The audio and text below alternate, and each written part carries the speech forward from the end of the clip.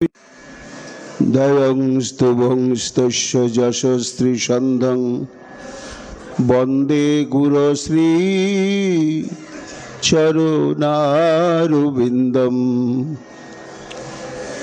गुरुकृपा घोरीभूतं प्रभुं श्री हरिनन्दनं मम जीवन सर्वस्वं भक्त्या नौमि पुनः पुनः राधा कृपामयं वपुं श्री गुरुदिनतारकं प्रभुं श्री गौरगोपालं भक्त्या नौमि पुनः पुनः आजानुलंबित भुजौ कनकावदातौ संकीर्तनैकपितरौ कमलायताक्षौ विश्वाम्भरौ द्विजवरौ जुगधर्मपालौ वन्दे जगत्प्रियकरौ करुणावतारौ आनन्दलीलामय विग्रहाय हेमावदिव्यच्छविसुन्दराय तस्मै महाप्रेमरसप्रदाय चैतन्यचन्द्राय नमो नमस्ते निरानन्दमिदं सर्वं प्रेमानन्दस्फुटीकृतं येन तं सततं वन्दे नित्यानन्दं जगद्गुरुं श्रीअद्वैत नमस्तुभ्यं कलिजनकृपानिधे गौरी प्रेम प्रदानाय श्री सीतापतये नमो लादिनी स्वरूपाय गौरांग सुहृदाय च भक्त शक्ति प्रदानाय गदाधर नमस्तुते प्रणमामि श्रीवासं तमादं पंडितं मुदा श्रीगौरांग कृपापात्रं कीर्तनानन्दमानसं गौरी प्रेम प्रदावैव सर्वत्र समदर्शिने नारायण सुताय च श्रीमन्नरोहरये नमो बर्हापीडभिरामं मृगमदतिलकं कुण्डलाक्रान्तगण्डं कञ्जाक्षं कुम्भकण्ठं स्मितसुभगमुखं साधुर्यनस्तवेणुं श्यामं शान्तं त्रिभंगं रविकरो वसनभूषितं वैजयन्त्या वन्दे वृन्दावनस्थयुवति शतवृतं ब्रह्मगोपालवेशं नवनलिननेत्राय वेणुवाद्यविनोदिने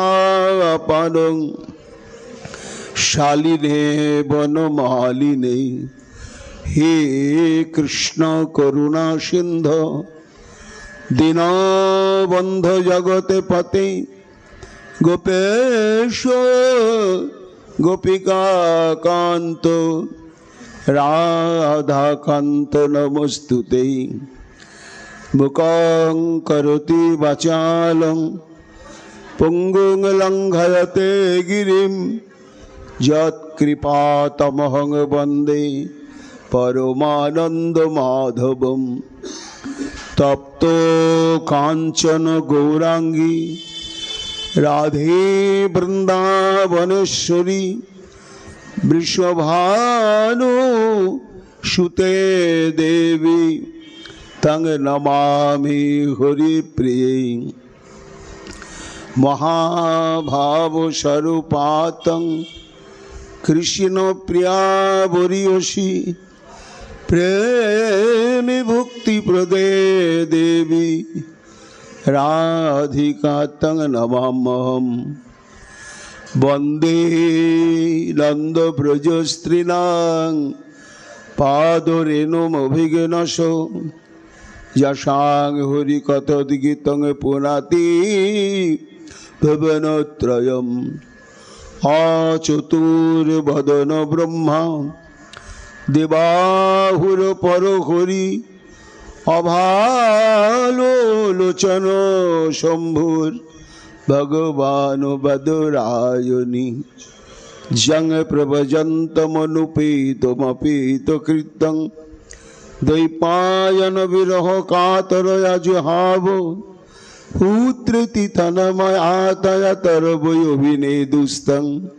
সর্বভূত হৃদয় মণিমানতস্মি তমাদিদেবম করুণানিধানম তমালবর্ণম সুহিতাবতারম অপারো সংসার সমুদ্র সেতুম ভজামহে শ্রী ভাগবত স্বরূপম বঞ্ছাকল্পতরুভ্যশ্চ কৃপা সিন্ধুভ্যেব চ পতিতানাং পাবনেভ্যো বৈষ্ণবেভ্যো নমো নমো।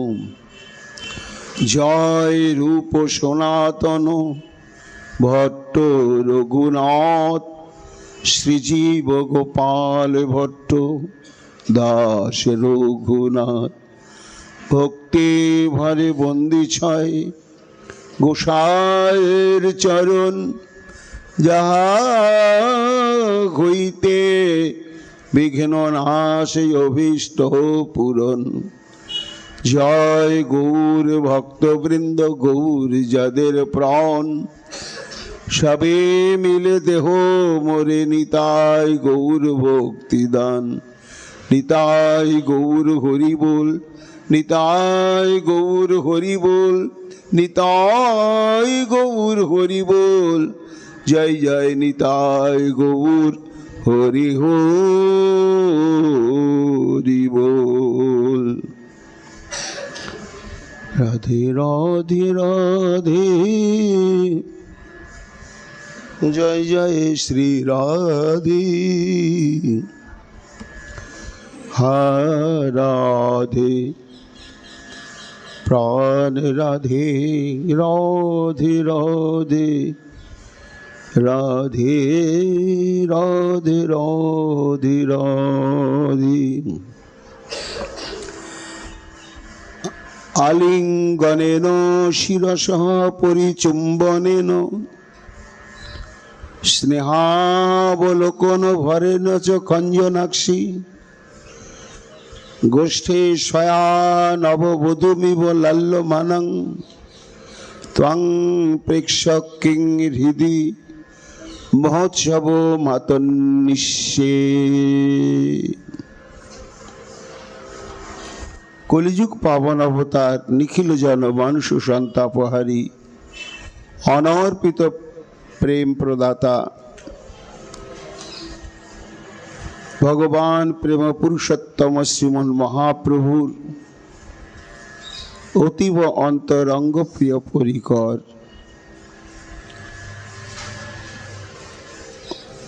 মহাভাব স্বরূপিণী শ্রীমতী রাধারানীর কৃপারসে গঠিত তনু এই শ্রী শ্রী রাধাকুণ্ড তটাশ্রয়ী পরম পূজ্যপাদ শ্রীমৎ রঘুনাথ দাস গোস্বামী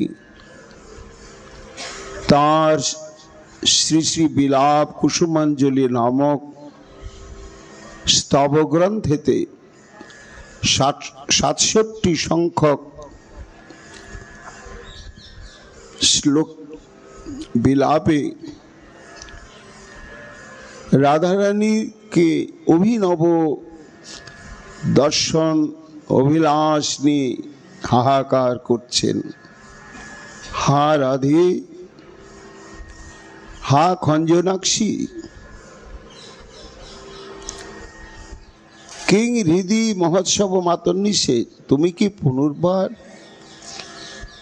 এই দীনা দাসীর ক্ষুদ্র অন্তঃকরণে অনির্বচনীয় মহামহোৎসবের সুখানুভূতি, আনন্দানুভূতি তুমি বিস্তার করিয়ে দেবে। রাধারানী যেন বলছেন, তুলসী কেমন আমি? ও শোনো, আলিঙ্গনেন শিরস চুম্বনেন স্নেহাবলোকন ভরেন গোষ্ঠী সয়া নববধূমি বল্লাল্যবানম। অর্থাৎ গোষ্ঠীশ্বয়া, গোষ্ঠীশ্বরী, বাৎসল্য প্রেমময়ী মা যশোমতী কর্তৃক আলিঙ্গেন শিরস চুম্বনেন, নিবিড় আলিঙ্গিতা হয়ে অতীব গভীর বাৎসল্য স্নেহে বারবার তোমার শিরচুম্বন এবং নিজ নবপুত্রবধূর ন্যায় মনে করে স্নেহসিক্ত ভাবে তোমাকে লালন করছেন। মা যশোমতীর স্নেহসিক্ত রসে পরিসিক্ত হয়ে তোমার অদ্ভুত সঞ্চারী ভাবসমূহের প্রকাশ ঘটেছে।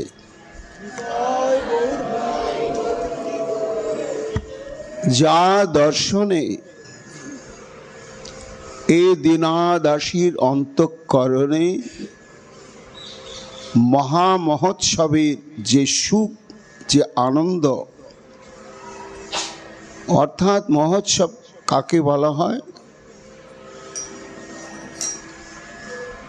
না, সার্বিক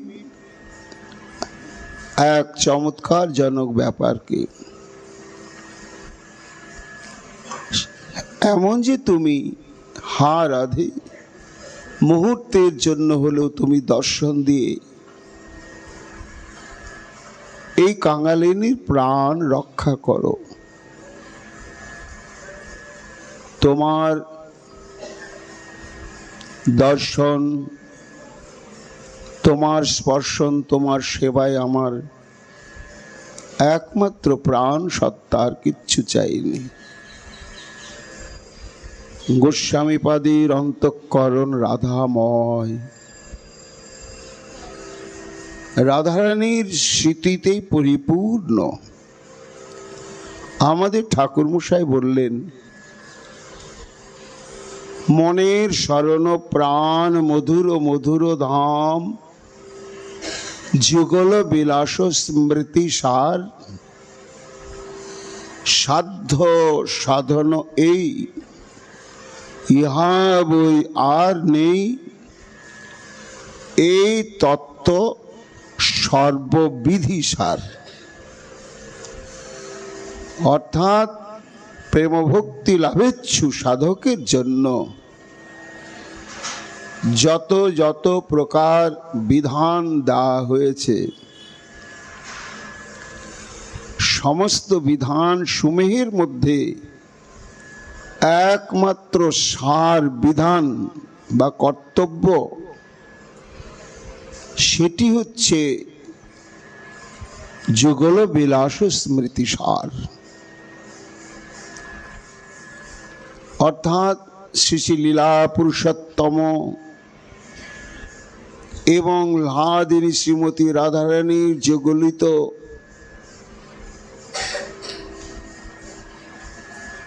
লীলা রসময় স্মৃতি হচ্ছে সর্বক্ষণ অন্তরে চারণ করা। এটি হচ্ছে সাধকের যত প্রকার ভজনের বিধান, তার মধ্যে এটি হচ্ছে সর্বশ্রেষ্ঠ। তা যদি না হয় তাহলে সেই মনকে মন বলা যাবে না। ঠাকুরমশাই বলছেন, মনের শরণ প্রাণ মধুর মধুর ধাম যুগল বিলাস স্মৃতি সার। শরীরের যেমন বেঁচে থাকার জন্য তার প্রাণ শক্তির উপস্থিতি দরকার।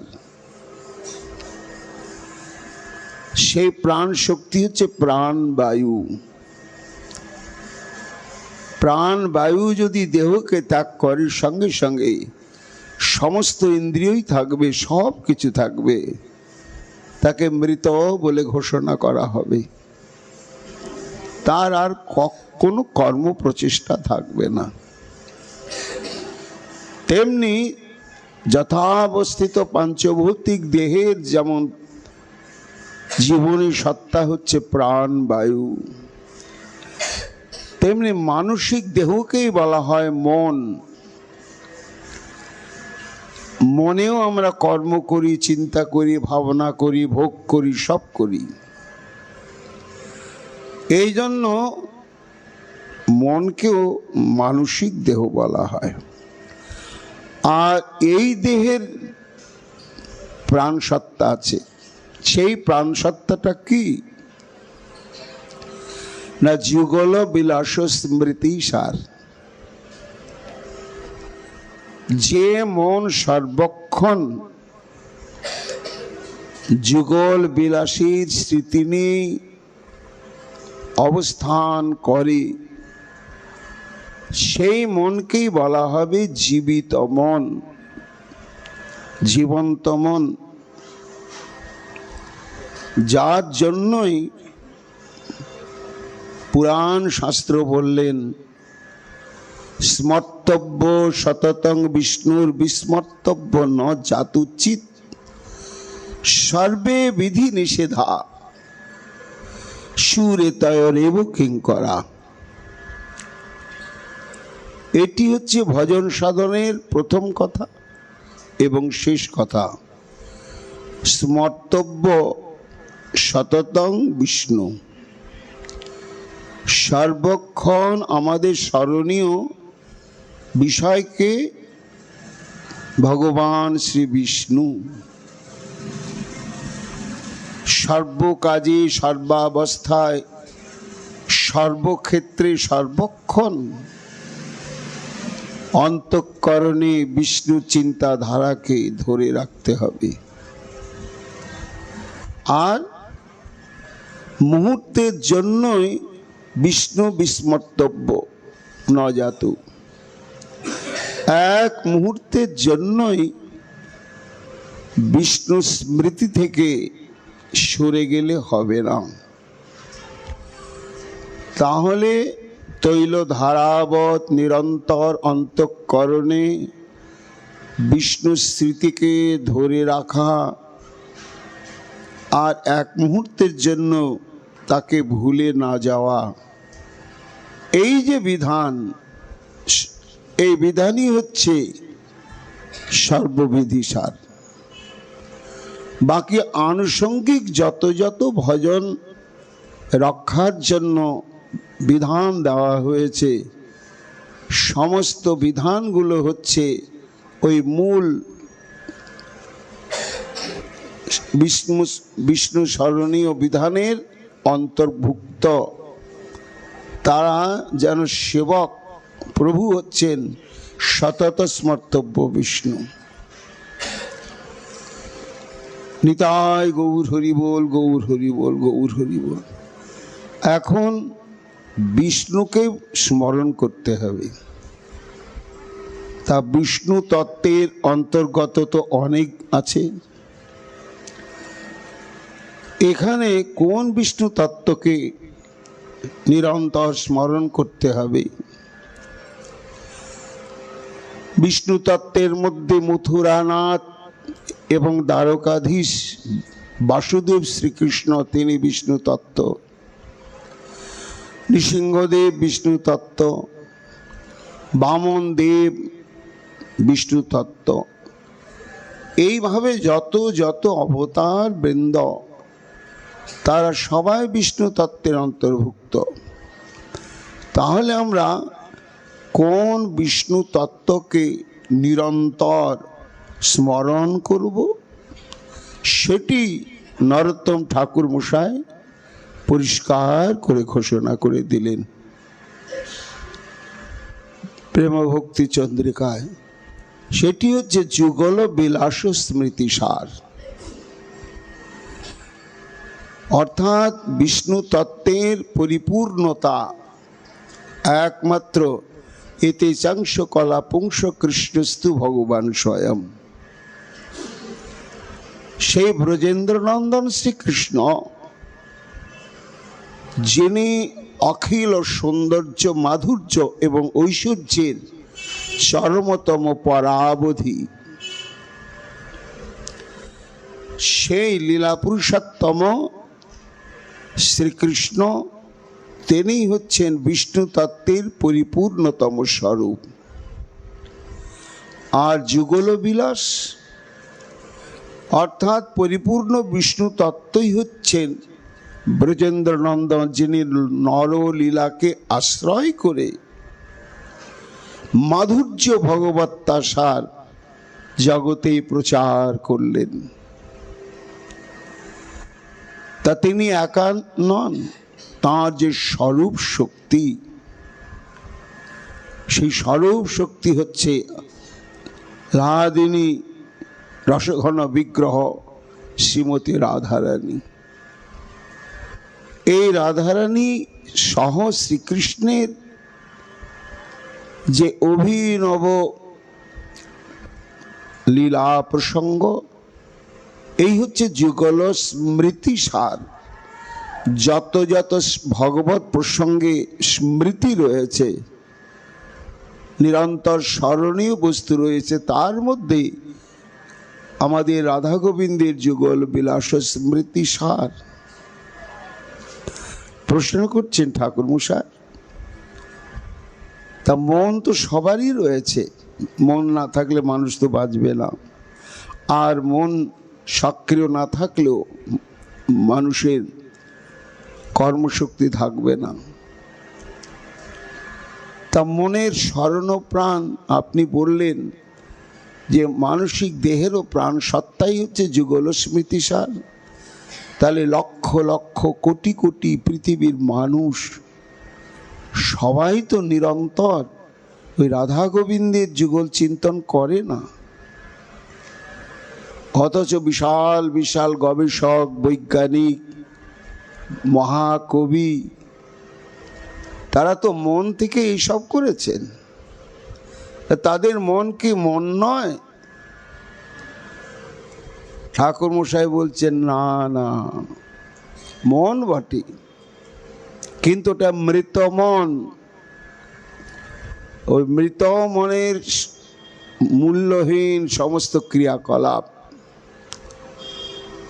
যে মানব এই মন প্রাপ্ত হয়ে মনের প্রাণসত্তা যুগল স্মৃতিকে নিরন্তর পোষণ ধারণ করছেন না, তিনি জাগতিক বিচারে যতই মহান, যতই বিশাল হন না কেন, তার মনটা হচ্ছে মৃত মন। তা মৃতদেহ, তার যেমন পরিণতি কি হয় না, একটা শ্মশানে রাস্তায় কেউ মরেছিল, দুর্গন্ধ হবে, তাই কিছু লোক ওই মরার শরীরটাকে নিয়ে গিয়ে শ্মশানে ফেলে দিয়ে এসছে, শ্মশানে পড়ে রয়েছে। আবার এক মাতাল প্রচুর মদ খেয়ে ঘুরতে ঘুরতে ঘুরতে ঘুরতে ওই শ্মশানেই উপস্থিত হয়েছে। তা যেখানে মৃতদেহটা পড়ে রয়েছে তার পাশে সেই মদের নেশায় ও ঢলে পড়ে একেবারে অচেতন হয়ে পড়ে রয়েছে, নড়াচড়া নেই। দূর থেকে দেখে মনে হচ্ছে যেন দুটোই মরা শরীর, কিন্তু বেশ 2-3 ঘন্টার মধ্যেই দেখা গেল কি অদ্ভুত পার্থক্য না, যেটি সত্যি সত্যি মরা শরীর, ওমা কোত্থেকে একটা কাক এসে তার শরীরে বসে চোখটা খুবলে খুবলে তুলতে লাগলো, গায়ে পিঁপড়ে ধরে গেল, শৃগাল কুকুর এসে আঙুলগুলো চিবোতে শুরু করতে লাগলে, টানতে শুরু করলে, কিন্তু নিকটে কিছু দূরেই একেবারে মরার মতন যে মাতালটা পড়ে আছে, নড়ছে না, চড়ছে না, তার কাছে শকুনও গেল না, পিঁপড়েও ধরল না, শিয়াল কুকুরও গেল না। কেন গেল না? না, এটা একটা প্রাকৃতিক ধর্ম, প্রাকৃতিক নিয়ম। পিঁপড়েও বোঝে এটা মরা দেহ, এটা আমাদের খাদ্য। ওকে কেউ বলে না দিলেও পিঁপড়ে বোঝে এটা মরার মতো পড়ে থাকলেও এটা জ্যান্ত। শৃগাল কুকুরেও সেটা অনুভব করতে পারে, কাক শকুনেও অনুভব করতে পারে। তাই মরার মতো হয়ে নিশ্চেষ্ট শরীর দেখলেই তারা যায় না, তারা প্রাকৃতিক কারণেই বুঝতে পারে এটাই হচ্ছে প্রকৃত মরা, আর এটাই আমাদের মহোৎসব। তা ঠাকুরমশাই বলছেন যে দেখো, জগৎ মানুষের মন দিয়ে অনেক কিছু করছে, করবে, ঠিকই আছে, কিন্তু সেই মনটা মরা মন এই শৃগাল কুকুরের দ্বারা প্রতি মুহূর্তে আক্রান্ত হচ্ছে। কোন শৃগাল কুকুর? কাম, ক্রোধ, লোভ, মোহ, মদ, মাৎসর্য। আগে তো এরা মনের উপরই প্রভাব বিস্তার করে। মানুষ মনের চিন্তা আগে করে, তারপরে শরীর দিয়ে সেটা কার্যে পরিণত করে। কিন্তু যে মানুষ সর্বক্ষণ গুরুদেবের আনুগত্যে, এই স্মরণাঙ্গ ভক্তি হচ্ছে ভজনের মূল কথা আমাদের গৌড়ীয় বৈষ্ণব ধর্মে। তা এইভাবে যিনি নিরন্তর শ্রী শ্রী রাধা গোবিন্দের লীলা চিন্তন করতে করতে সর্বক্ষণ যার অন্তঃকরণে এই চিন্তন প্রবাহ অক্ষুণ্ণ রয়েছে, তার কাছে কখনো কাম, ক্রোধ, লোভ, মোহ, মাৎসর্যাদি শৃগাল কুকুর শকুন কাক কখনো যায় না, যাবে না। এই জন্যই যুগল বিলাস স্মৃতি সার, সর্বক্ষণ আমাদের এই রাধা গোবিন্দের লীলা চিন্তনের যে স্মরণাঙ্গ ভক্তি, সেটিকে অনুশীলন করতে হবে। ভজন করছি, কিন্তু রাধারানীর সঙ্গে আমার সম্পর্ক কি? গোবিন্দের সঙ্গেই বা সম্পর্ক কি? আমি যে তার কাছে গিয়ে দাঁড়াবো, নিজের পরিচয়টা দেব কি বলে? এই সবই গুরু আনুগত্যে আমাদের জানবার বিষয় রয়েছে। এবং ভগবান শ্রীকৃষ্ণ গীতায় অর্জুনকে বলছেন যে শ্রবণ, কীর্তন ইত্যাদি অঙ্গকে অনুশীলন করলে অর্জুন আমাকে তো পাওয়া যায়, কিন্তু অতি সহজে আমাকে পাওয়ার একটা উপায় আছে। সে উপায়টা কি? অনন্য চেতা সততং যো মাং স্মরতি নিত্যস তস্যাহং সুলভ পার্থ নিত্যযুক্তস্য যোগিনাং। গীতায় ৮ম অধ্যায়ে ৮ম শ্লোকে বলছেন অর্জুন, অনন্য চেতা। অনন্য চেতা শব্দের অর্থ যার মনের মধ্যে লাভ, পূজা, প্রতিষ্ঠা, কোনো ধরনের এই পারমার্থিক জগতের এইসব হচ্ছে অনর্থ। একমাত্র ওই রাধা দাস্য অভিলাষ আর নিরন্তর ওই যুগল সেবা, এছাড়া যার চিত্তের মধ্যে এই কোনো লাভ, পূজা, প্রতিষ্ঠা তো দূরের কথা, দাস্য সখ্য বাৎসল্য, এই সমস্ত লীলার স্ফূর্তিও ঘটে না, কেবলমাত্র রাধা দাস্যনী নিরন্তর ও যুগল সেবা চিন্তন করছেন, অনন্য চেতা। এরকম অনন্য চেতা হয়ে সর্বক্ষণ সর্বত সর্বভাবে যো মাং স্মরতি নিত্যশ, অপতিত নিয়মে অর্জুন যে স্মরণ করে সে তখন স্মরণে আমার সঙ্গে নিত্য যুক্ত হয়।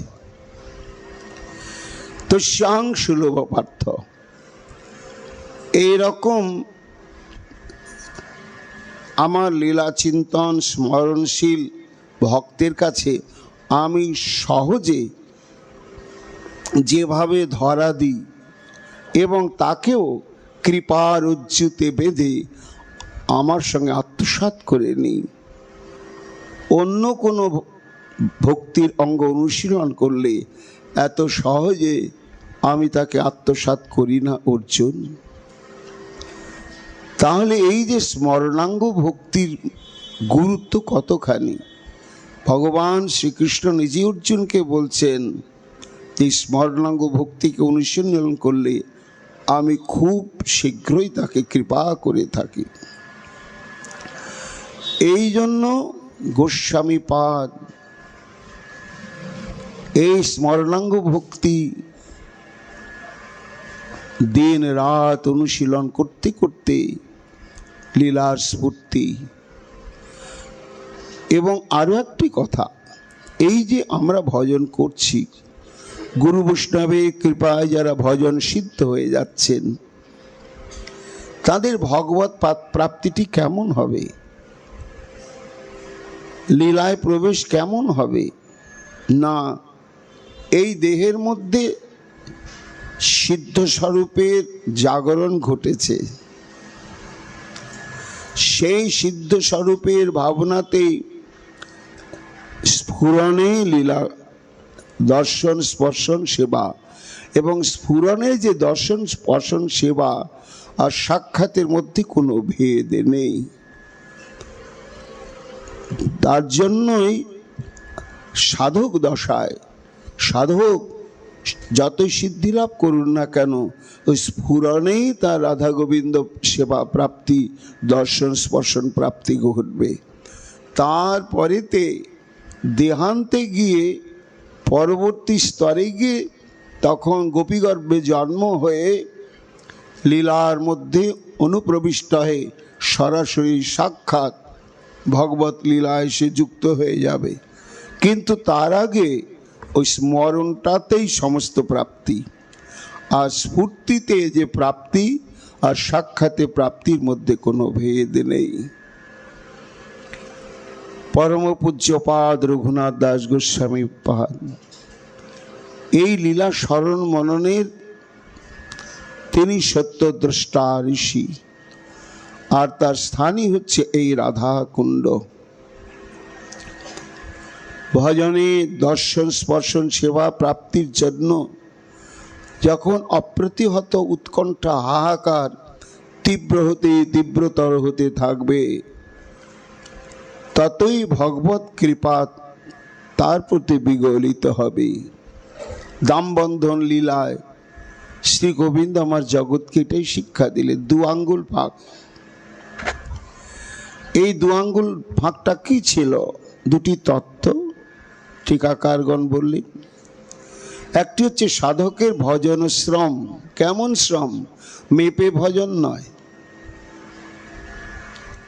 সামর্থ্য অনুসারে ভজন নয়, সামর্থ্যের অতীত মৃত্যুকে পণ রেখে যখন আমরা ভজন সচেষ্ট হতে পারব, তখন বুঝতে হবে এটা ভজন শ্রম।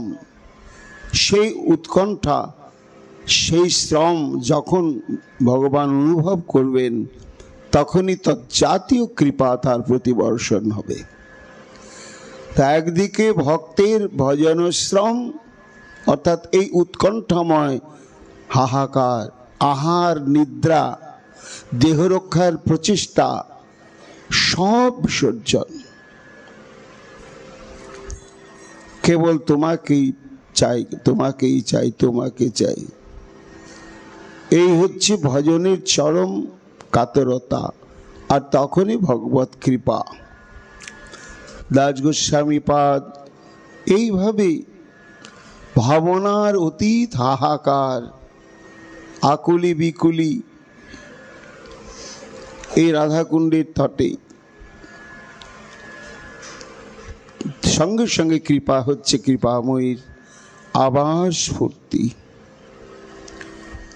এক অভিনব লীলার আস্বাদনে অতৃপ্ত অবস্থাতেই স্ফূর্তির বিরতি ঘটে গিয়েছে। সেই লীলার জন্যই বারবার আক্ষেপ করছেন দাস গোস্বামী পাদ স্বরূপের আবেশী। হে খঞ্জনাক্ষী গোষ্ঠী সয়া শীর্ষ পরিচুম্বনেন স্নেহাবলোকন ভরেন নববধূ বিবলাল্যমানাম ত্বাং পৃক্ষ কিং হৃদি মহোৎসব মাতন্নিশে। সম্বোধন করলেন খঞ্জনাক্ষী, অর্থাৎ জলের ধারে এক ধরনের পাখিরা বিচরণ করে, তাদেরকে বলা হয় খঞ্জন। ওরা একেবারে নিশ্চেষ্ট হয়ে দাঁড়াতে পারে না, সব সময় নড়ে, সব সময় নড়ে,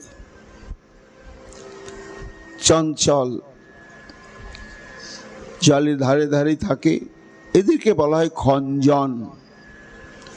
তা সেই চঞ্চল খঞ্জন পক্ষীর ন্যায় যার দুটি নয়ন চঞ্চল, তাই রাধারানীকে বলছেন হে খঞ্জনাক্ষী। হঠাৎ খঞ্জনাক্ষীর সম্বন্ধ কেন এলো? আমরা গতকাল শ্রবণ করেছি, রাধারানীকে বললেন সুমুখী আর লজ্জাশীলে। আজকে বলছেন হে খঞ্জনাক্ষী, হে খঞ্জন পক্ষের সদৃশ নয়ন বিশিষ্টা রাধে। কেন বললেন না, কিছুক্ষণ আগেই শ্রীকৃষ্ণ যখন গোষ্ঠ যাত্রা উদ্যোগ করছেন, তখন শ্রীমতী রাধারানী এমন এক গোপন প্রকোষ্ঠে গবাক্ষ দ্বারে গিয়ে দাঁড়িয়েছেন। সরাসরি তো দেখা যাবে না, পরকীয়া। এই জন্য যাতে কেউ কিছু না ভাবে, কেউ কিছু না দেখে, অথচ প্রাণবল্লভের সঙ্গে দৃষ্টি বিনিময় না হলে প্রাণবল্লভেরও কষ্ট হবে। তাই রাধারানীর দৃষ্টি ভীষণ চঞ্চল। এই কেউ দেখলো নাকি, আবার গোবিন্দের দিকে, তা একবার গোবিন্দের দিকে আর একবার বাদিজনা দেখে ফেললো কিনা সাবধান হওয়ার জন্য তাদের দিকে তাকাচ্ছেন। এই বারংবার চলাত্তারং স্ফারং মাভুগ্ন মিতিসা। তাই ডাকর ডাকর দুটি নয়ন এমন চঞ্চল গতিতে এইভাবে চলছে, দেখে মনে হচ্ছে যেন দুটো খঞ্জন পাখি নৃত্য করছে। তুলসী সম্বোধন করলেন হে খঞ্জনাক্ষী। কি লীলা ছিল, বিলাপের দ্বারা সেটি অভিব্যক্ত করছেন। আমরা কয়েকদিন থেকে আস্বাদন করে চলেছি। 58তম শ্লোক পর্যন্ত দাস গোস্বামী পাদ স্বরূপের আবেশে রাধারানীর নানা প্রকার সেবা প্রাপ্তির জন্য হাহাকার করছিলেন, কিন্তু 58 সংখ্যক শ্লোকের পর থেকেই গোস্বামী পাদের অভিলাষের পরিবর্তন ঘটেছে। সেবা অভিলাষ নয়, বিচিত্র পরিবেশে শ্রীমতী রাধারানীর মাধুর্য আস্বাদন অভিলাষ, সেই ধারাবাহিকভাবে সেটি চলছে। এক অভিনব পরিবেশে এখন রাধারানীকে দর্শন অভিলাষী হয়েছেন, যা গতদিনের লীলাতে ঘটেছিল সেই কথাই বলছেন। অর্থাৎ শ্রীকৃষ্ণ গোচারণে চলে যাওয়ার পরে মাতা পিতার আশীর্বাদ নিয়ে মা যশোমতী ব্যস্ত হয়ে গেলেন রাধারানীকে নিয়ে। তারপরে তাদের ভোজন ব্যবস্থা দিয়ে হলো। এইবার ভোজন আনতে সেবাপরা সখী রাধারানীকে আচমন করিয়ে দিলেন, বিশেষভাবে মুখ প্রক্ষালন করিয়ে দিলেন। তারপর মৃদুবাসের বস্ত্রের দ্বারা নিরবঞ্চন করে রত্নাসনে বসলেন গিয়ে রাধারানী, এবং ললিতাদি সখীগণেরও এইভাবে ভোজন আদি সমাপ্ত, আচমন আদি হলো। তারাও রাধারানীর দুই পাশে গিয়ে উপবেশন করলেন। এইবার তুলসী রাধারানীর অঙ্গে স্নিগ্ধ শীতল চন্দন প্রলেপ দিয়ে কৃষ্ণের প্রসাদী মাল্য প্রদান করলেন। করার পরে সযতনে সংরক্ষিত ছিল শ্রীকৃষ্ণের অধরামৃত তাম্বুল। সেই তাম্বুলটি রাধারানীর বদনে অর্পণ করলেন। অদ্ভুত প্রশান্তি। এই অধরামৃত আস্বাদন হলো। তা শুধু অধরামৃত তো নয়, তার সঙ্গে সঙ্গে নানা জাতীয় সুস্বাদু পানীয় ছিল। সেটিও গোবিন্দ একটু একটু করে ভোজন করে অবশিষ্ট রাধারানীর জন্যই রেখে দিয়েছিলেন। এইভাবে প্রসাদী ভোজ্য পানীয় আস্বাদনের এক চরম আনন্দ। তারপরে আবার প্রাণবল্লভের বহু আকাঙ্ক্ষিত সেই তাম্বুল, চর্বিত তাম্বুল অধরামৃত শিহরিত রোমাঞ্চিত অঙ্গে চর্বণ করছেন। এমন সময় মা যশোমতী এক বিশেষ উদ্দেশ্য নিয়ে সেখানে উপস্থিত হলেন। সবাই ভাবছেন হঠাৎ মায়ের আবার আগমনের কারণ কি। মায়ের ইচ্ছাক্রমেই তো রাধারানী তথা সখীগণ এবং সবার ভোজন সমাপ্ত হয়েছে, আবার মা এলেন কেন? না, আসার কারণটা বলছেন মহাজন। হৃদগতই সুত করগ্রহণ অভিলাষই স্তদ্ভূষণই সুবহুষু সহজানি যত্নাৎ নিষ্পাদ্য তন্ন নববধূ প্রতিরূপকানি স্নেহাদ উদ্ধৃতানি সদনে বড় সম্পুটে। অর্থাৎ প্রিয় পুত্র গোপালের বিবাহ দেবেন, তা কন্যা দেখা দেখি শুরু হয়, আর বিয়ে সম্বন্ধ স্থির না হতেই মা ধরে নেন নিশ্চয় বিবাহ হবে। তখন নূতন বৌমার জন্য নানা প্রকার অলংকার, বস্ত্র, প্রসাধন, এমনকি তাম্বুলো পর্যন্ত সাজিয়ে যত্ন করে রাখেন। কিন্তু হায়, আর বিবাহটি হয় না। তখন মা ভাবেন, নববধূ বৌমার জন্য করলাম, এ তো পুরানো হয়ে যাবে, তাহলে কি হবে? বিকল্প না, ওই রাধা মাকেই দিই।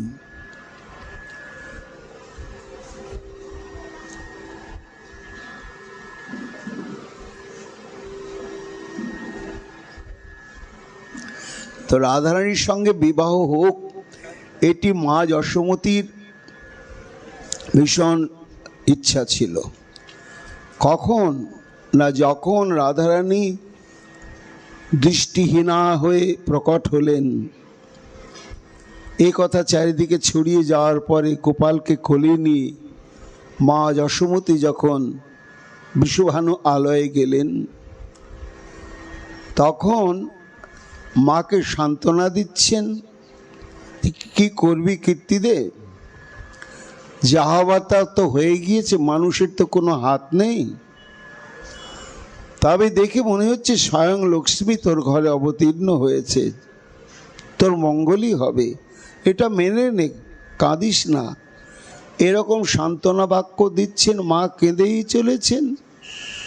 এই অবসরে গোপাল গিয়ে রাধারের নয়ন স্পর্শ করার সঙ্গে সঙ্গে রাধারণীর দৃষ্টি মেলে চাইছেন গোবিন্দের দিকে, একেবারে স্থির দৃষ্টিতে তাকিয়ে আছেন।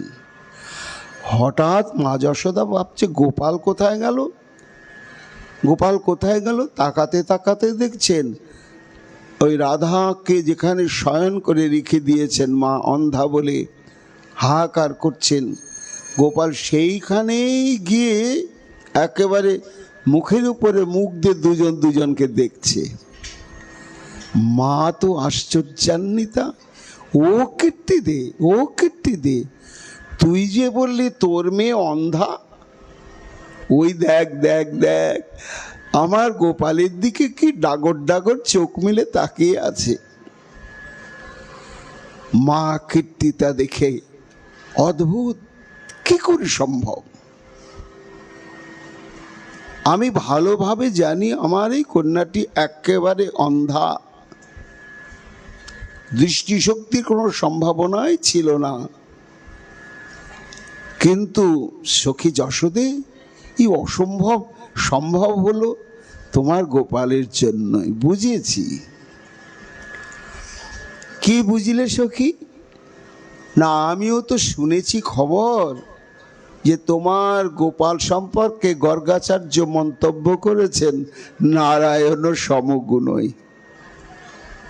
তোমার গোপাল মানব শিশু হলেও ভগবান নারায়ণের একটা শক্তি ওর মধ্যে আছে।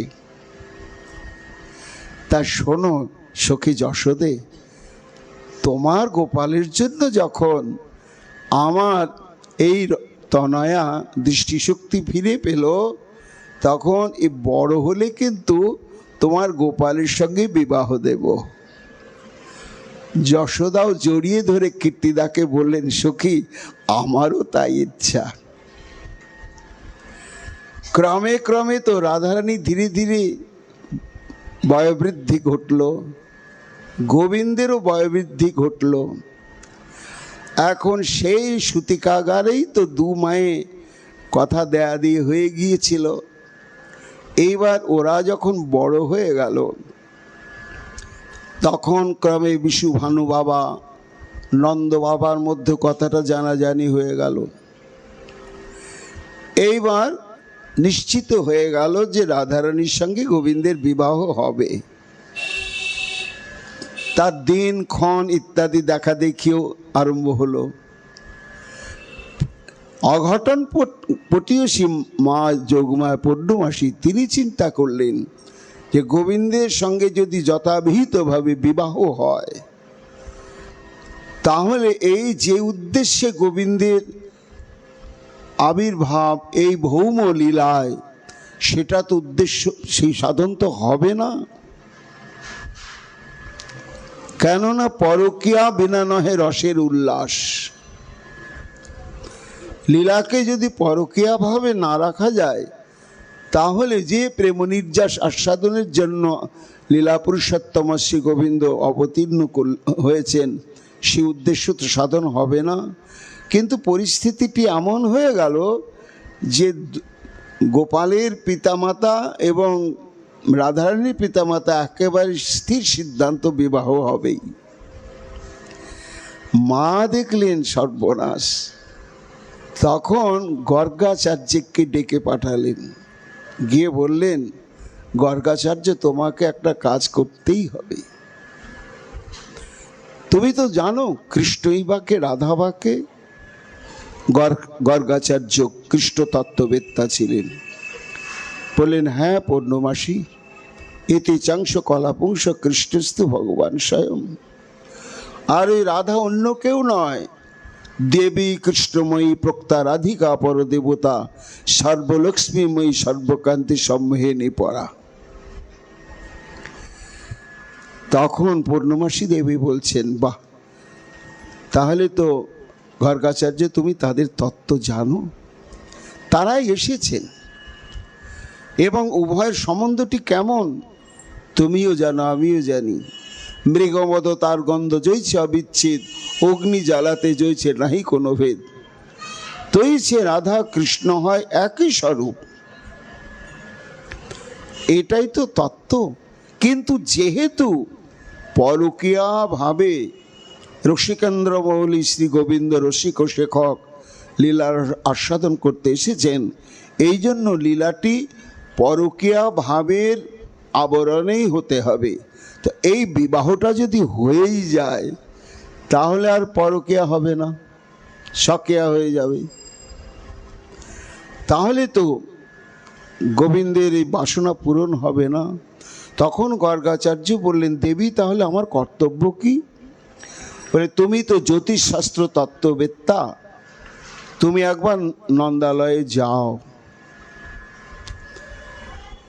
একটু প্রস্তাব দাও যে গোপালের বিবাহের জন্য উদ্যোগী হয়েছেন মহারাজ, তাহলে দেখবে মহারাজ নিজেই তোমার শরণাপন্ন হবে। তখন তুমি জ্যোতিষ শাস্ত্রের কথা তুলে বলবে যে গণ রাশি নক্ষত্র তিথি লগ্ন এই রাধারানী এবং কৃষ্ণের বিচার করে দেখা গেল যে এমনি এদের যদি মধ্যে যদি প্রীতির বন্ধন থাকে তাহলে এরা ঠিক থাকবে, আর যদি বিবাহ বন্ধনে আবদ্ধ হয় অল্পায়ু হবে এবং প্রত্যেকের জীবন হবে নানা বিঘ্ন সংকুল। কাজেই যদি ব্রজের মঙ্গল কামনা এবং পুত্র কন্যার মঙ্গল কামনা করেন তাহলে বিবাহটা না হয় উচিত, এটা তুমি বলে দিও। হ্যাঁ, একদিন গর্গাচার্য নন্দ মহারাজের নিকটে উপস্থিত, আসুন আসুন আসুন আচার্যদেব, আমার গোপালের নামকরণ আপনি করেছেন। আমি ডাকিনি, অযাচিতভাবে এসেছিলেন।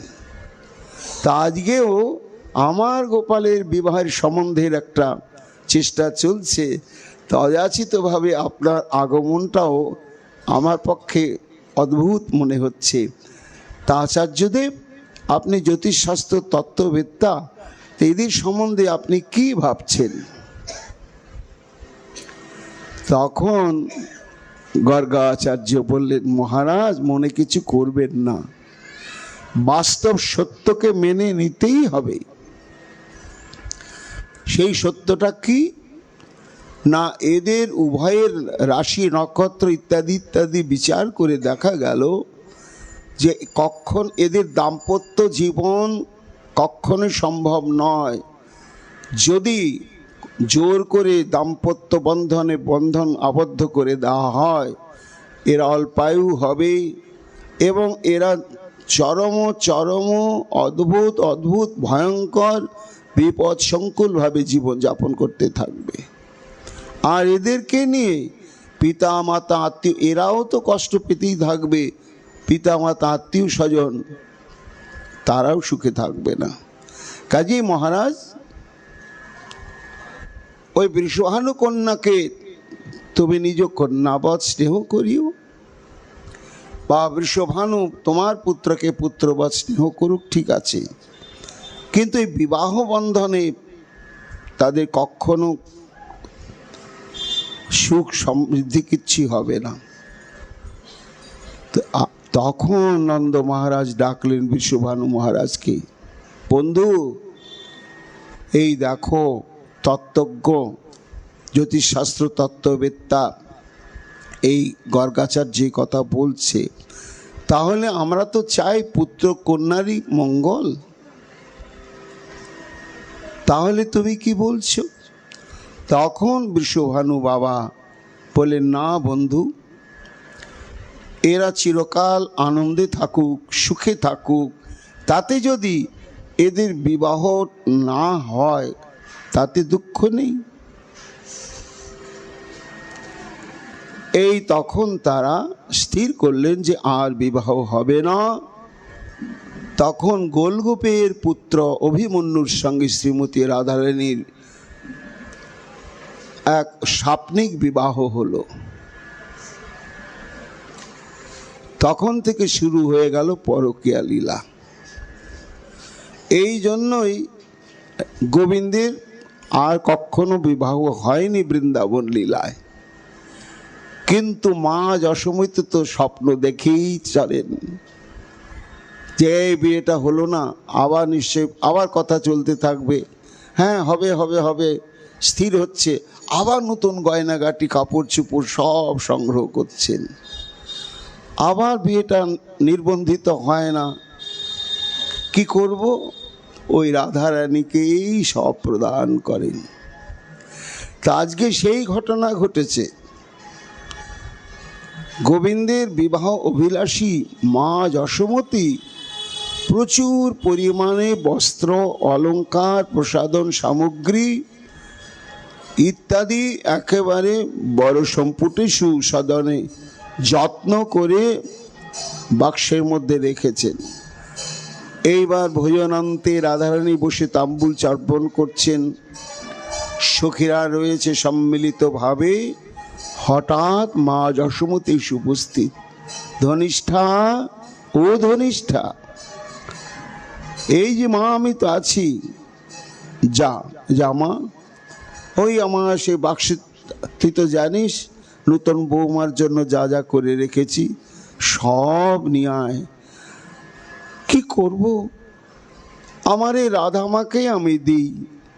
বড় স্বপ্ন ছিল আমার বধূমাতা হয়ে রাধামা আমার ঘর আলোকিত করে থাকবে।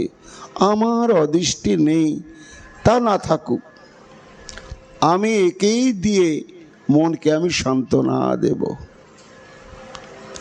মায়ের আদেশ পেয়ে তৈর ভূষণের রথ ধনিষ্ঠা কয় উপনীতে তাম্বুল চন্দন বরাম্বর নাগজস্য আলিবৃতাং নববধূ বিবতাং ব্রজেশা সামান্য হাদ্য বলিতা মুদিতা বহু। রাধারানীকে নিজের হাতে প্রদান করছেন আর কত সাধের কথা বলছেন। ওমা ওমর বাছনি ধ্বনি সতীকুল শিরোমণি ক্ষণিক বিশ্রাম কর সুখে, না হয় উচ্ছর বেলা সখী সঙ্গে করো খেলা, কর্পূর তাম্বুল দাও মুখে। রূপ গুণ কাজ তো পরানো নিচুনি মোর, সুতিয়া স্বপনে দেখো সদা।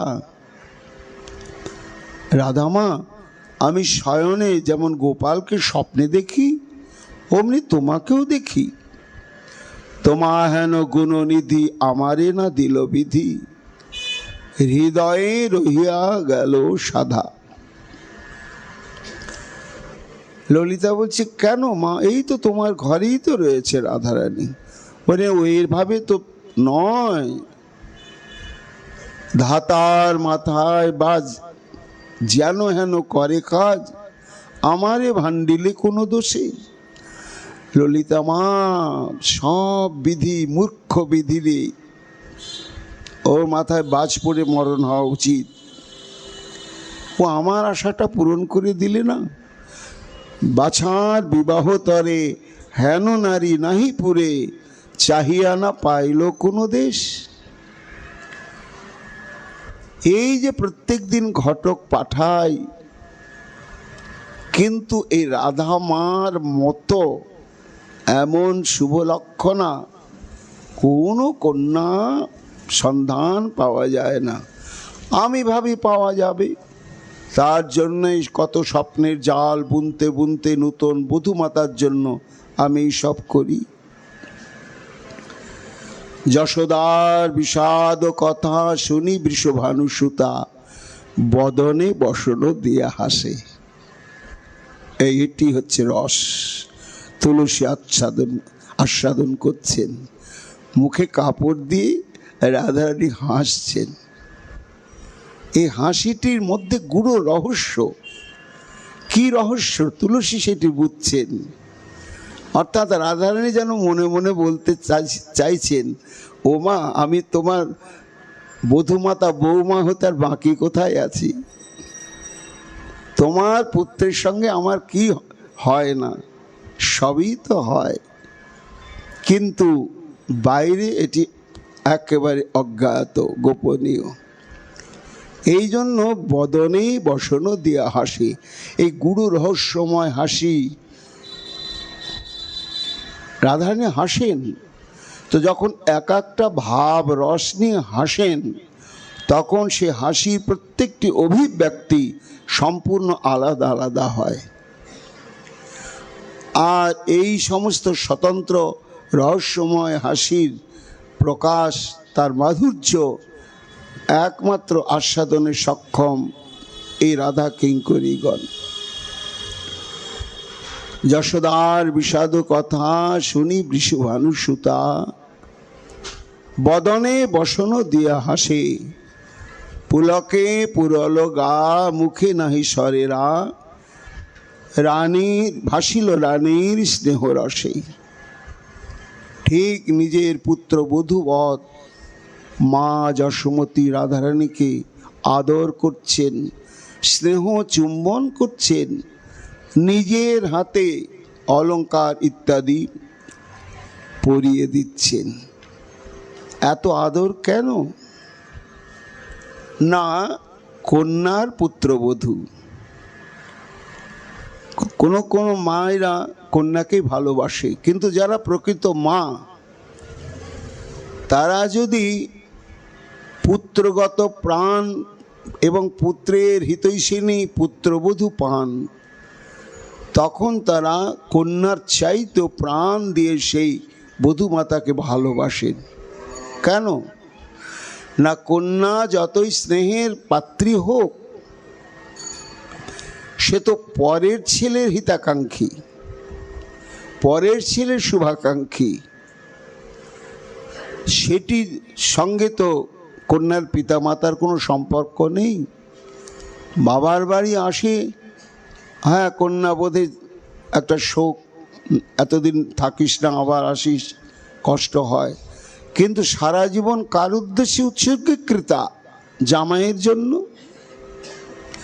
আর পুত্রবধূ যদি পুত্রগত প্রাণ হিতৈষিণী হয়, তাহলে সে তো পরের কন্যা, কিন্তু সে যখন বিবাহসূত্রে ঘরে এসে পুত্রকে নিরন্তর সর্বাঙ্গীনভাবে সুস্থ রাখে, সুখে রাখে, আনন্দে রাখে, এটাই যখন পুত্রবধূর একমাত্র প্রচেষ্টা হয়, তখন পুত্রের পিতামাতা সেই পুত্রবধূকে সেই কন্যার চাইতে, ঔরসজাত বা গর্ভজাত কন্যার চাইতেও সেই পুত্রবধূকে প্রাণ দিয়ে ভালোবাসে। যাক, আমাদের অবর্তমানে আমার পুত্রটি সুখেই থাকবে, এমন পুত্রবধূ। এই জন্য জগতে দেখা যায় যে ঔরসজাত বা গর্ভজাত কন্যার চাইতেও পুত্রের হিতাকাঙ্ক্ষী সেবাপরায়ণ, সেবাপ্রাণা পুত্রবধূর প্রতি পিতামাতার স্নেহটা অত্যাধিক হয়। তা সেটি রাধারানীর প্রতি আমার মা যশোমতীর। দেখো, তুমি যদি আমার পুত্রবধূ হতে, ইস, এই কষ্ট করে কি বর্ষা, কি গ্রীষ্ম, কি গভীর শীত, কখনো কখনো বর্ষণ মুখর দিন আসে, সকাল থেকে ঝমঝম করে বৃষ্টি পড়ছে, তার মধ্যেও তোমাকে আমার গোপালের জন্য রান্না করতে আসতে হয়। তা তুমি যদি আমার ঘরের বৌমা হতে, তাহলে তোমাকে এত কষ্ট করে আসতে হতো না।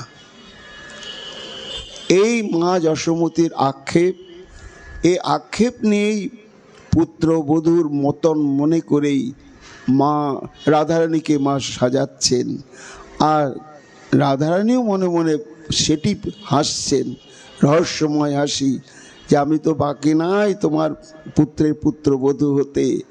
এই গুরু হাসির মর্ম বুঝলেন একমাত্র ললিতা, এসে বিষ্ণু, তুলসী, আর কেউ বুঝলেন না। তা দর্শন করছেন আর ভাবছেন কি অদ্ভুত, এক এক রসে এক এক ভাবে তুমি মুহূর্তে মুহূর্তে নবনবায়মান। জগৎকে রঘুনাথ দাস গোস্বামী দেখাচ্ছেন একদিকে রাধা দাসীগণের সেবা প্রাণতাটা যেমন প্রয়োজন, সেবা প্রাণতা মূল, না হলে কিঙ্করিত্ব থাকবে না, ঠিক তার সঙ্গে সঙ্গে রাধা মাধুর্য আস্বাদনের যোগ্যতা এবং তীব্র তৃষ্ণাও জাগাতে হবে। তবে হবে পরিপূর্ণ ভাবে রাধারানীর কিঙ্করী বা দাসী। শুধু সেবা প্রাণতায় নিয়ে থাকবো, রাধারানীর মাধুর্য পিয়াসী হব না, তাহলে হবে না।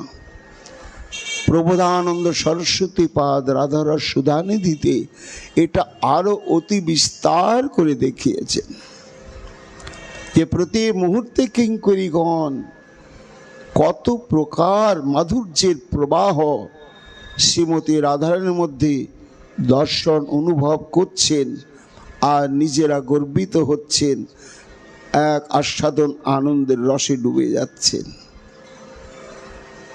কিন্তু হায়, এই এত আস্বাদনের সুখ দীর্ঘস্থায়ী হলো না।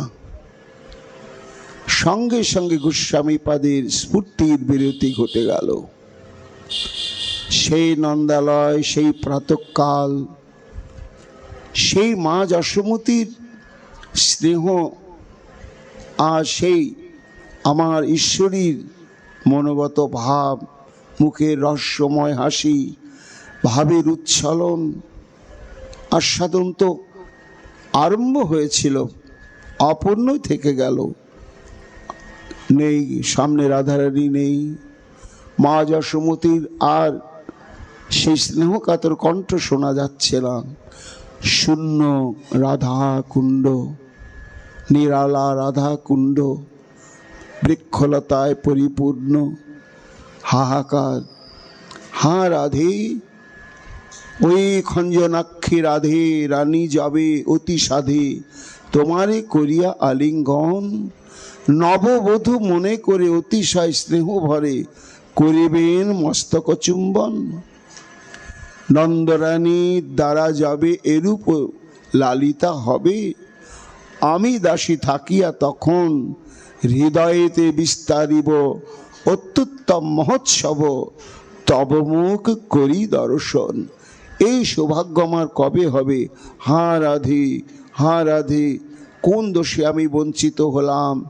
আবার তুমি কৃপা করে সেই সৌভাগ্য প্রদান করো।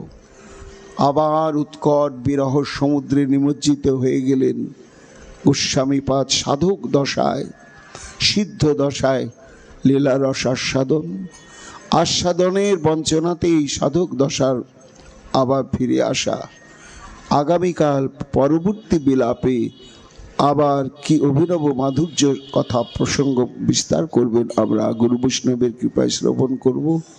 এখনকার মতো বিলাপ কুসুমাঞ্জলি প্রসঙ্গ এখানেই বিশ্রাম লাভ করছে। নিতাই গৌর হরি বল।